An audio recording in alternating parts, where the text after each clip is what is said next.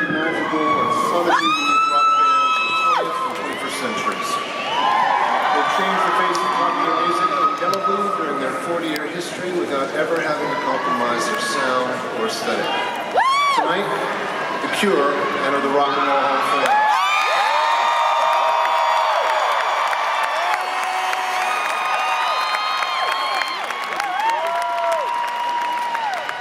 I grew up in a small town, USA, Mercer, Pennsylvania to be precise,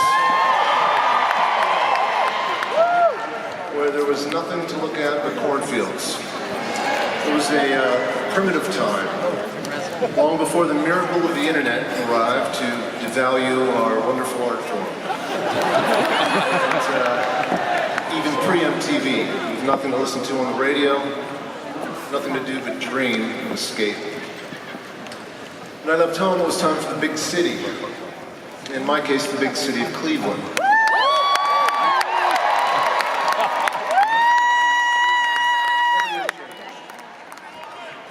It was the mid-'80s, and just being able to tune into college radio made my head explode with limitless possibilities. This was my baptism into the world of alternative and underground music. The sounds that informed what Nine Inch Nails would eventually become. And one of the most important aspects of being swept away by this tidal wave of new music was getting to hear The Cure for the first time.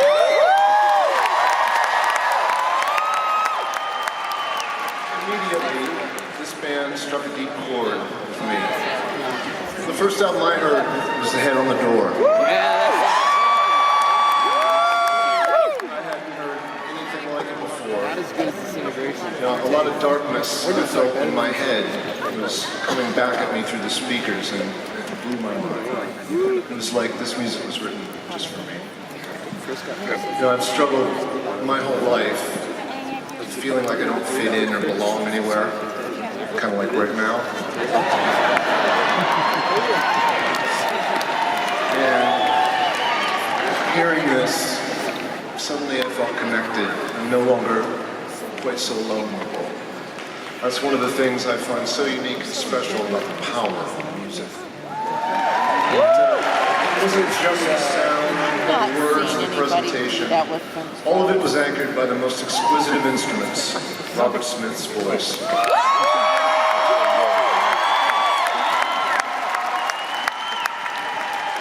That voice, capable of such a range of emotion, from expression from rage, sorrow, and despair, to beauty, frailty, and joy.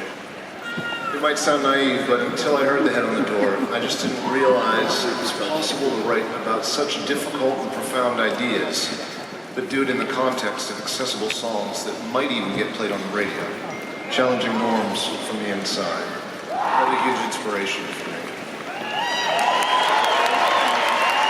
Anyway, I listened to that record non-stop until I wore the grooves clean off the vinyl, and then I worked my way backwards. There was a rich and important back catalog waiting for me. The group that would go on to become The Cure formed in 1976 in the suburban English backwater of Crawley, a small town that all the members also dreamt of escaping from. They were four imaginary boys: Robert Smith, Michael Dempsey, Earl Thompson.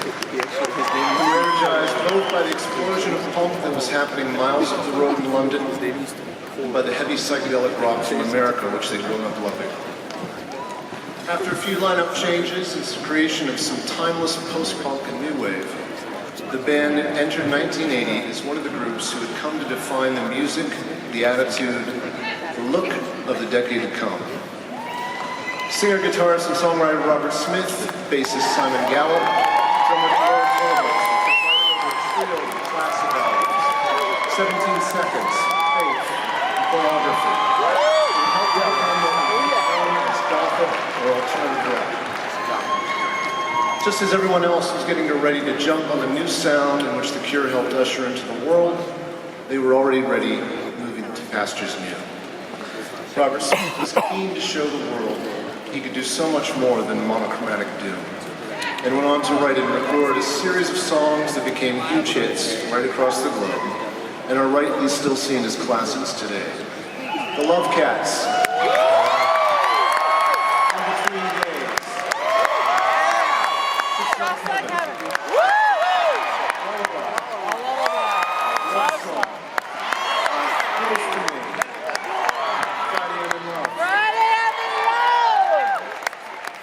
Albums they've recorded over their 40-year career stand as a testament to their undiminished power and an artistic imagination. And despite making challenging music that deals with the biggest themes, their impact has been gigantic. They've sold the best part of Who Gives a Shit How Many Million records and have been an essential touchstone in the genres of post-punk, new wave, goth, alternative, shoegaze, and post-rock.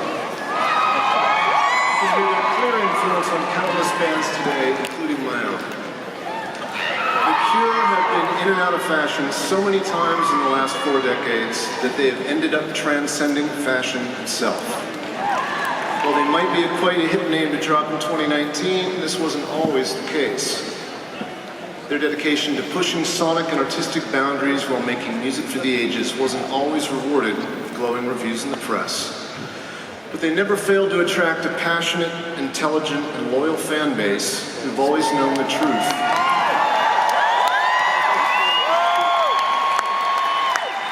The Cure are one of the most unique, most brilliant, most heartbreakingly excellent rock bands the world has ever been lucky enough to.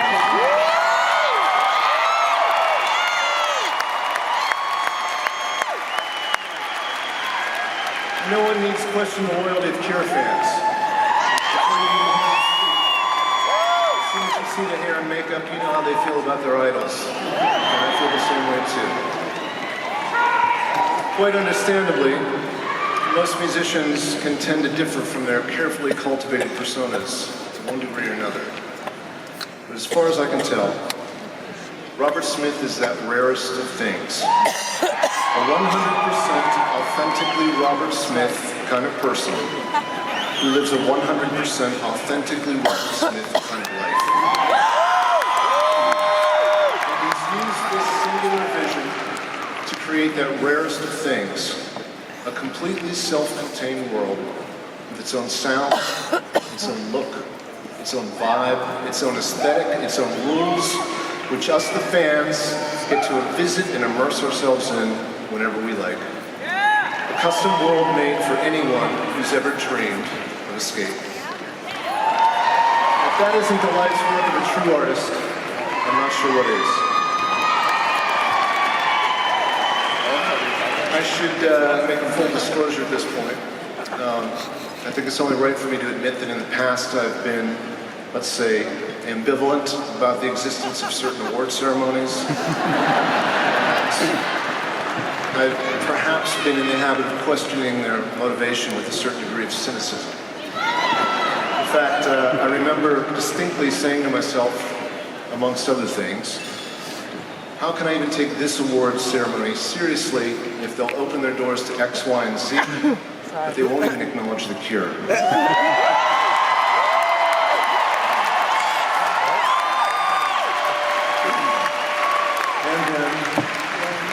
Not so long ago, I got a phone call I wasn't expecting, and well, here we are.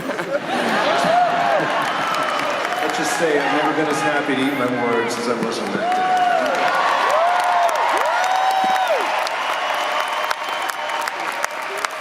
Tonight, it is my absolute pleasure to invite to the stage Robert Smith.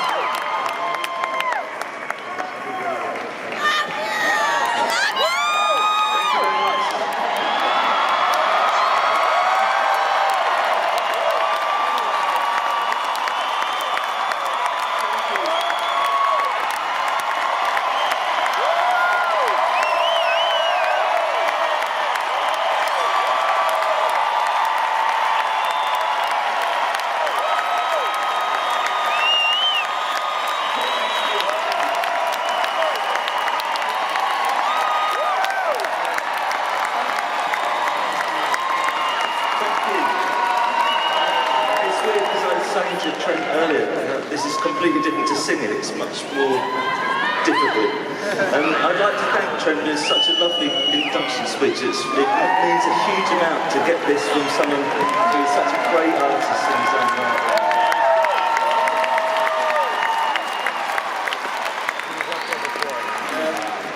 I'd like to thank everyone at the Rock Hall, including our advocate, Rob Light, everyone that voted for us. It's a surprise, it's a very nice surprise to be inducted into the...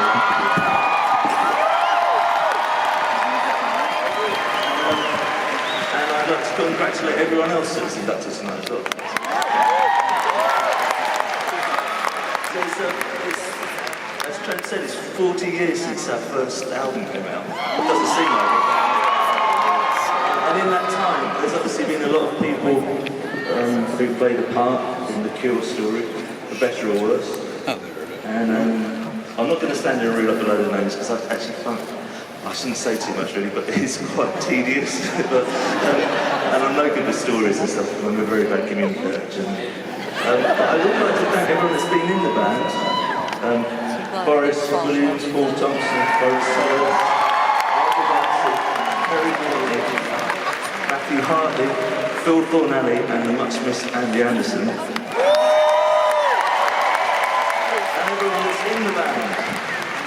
Jason Cooper, Reeves Gabrels, Roger O'Donnell, and of course Simon Gallagher has been with me every step of the way.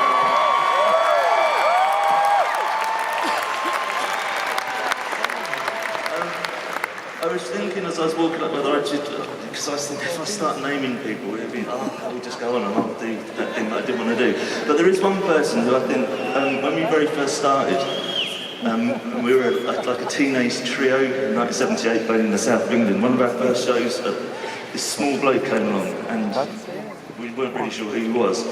And he saw something in us that most people didn't. And that's Chris Parry, proving that he did get something right. So thanks to him. And finally, to wrap it up, I'd like to thank all the fans because everyone that's been watching.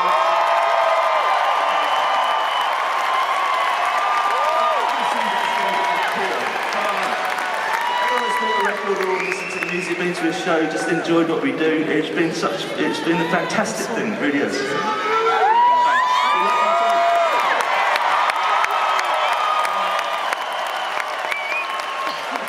My wrap it up song. I need my wrap it up song. Anyway, I'd rather use allocated time to play some music. So